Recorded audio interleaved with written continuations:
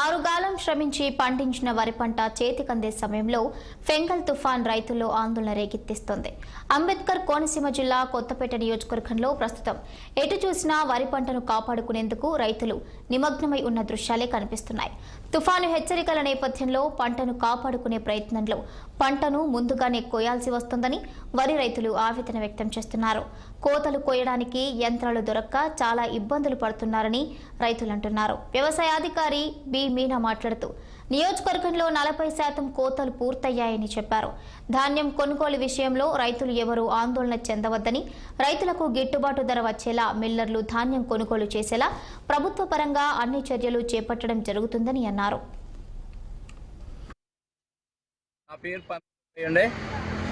మాకు 3 ఎకరాల వ్యవసాయం ఉందండి.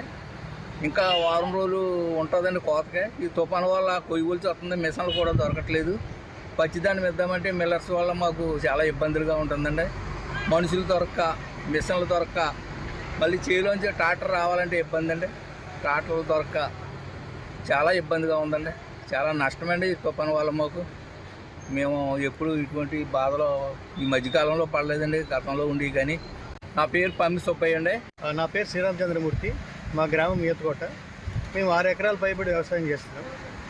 కానీ ఈ ఫెంగల్ తుఫాను వల్ల ఈ సార్వాలో ఆదరాబాదరాగా కోతలు పోయడం వల్ల ధాన్యం పూర్తిగా ఎండబెట్టుకోలేకపోవడం వల్ల ఎండబెట్టుకోవడానికి కూలీలు పెట్టుకోవడం, మళ్ళీ వాళ్ళు ఎత్తడం, మళ్ళీ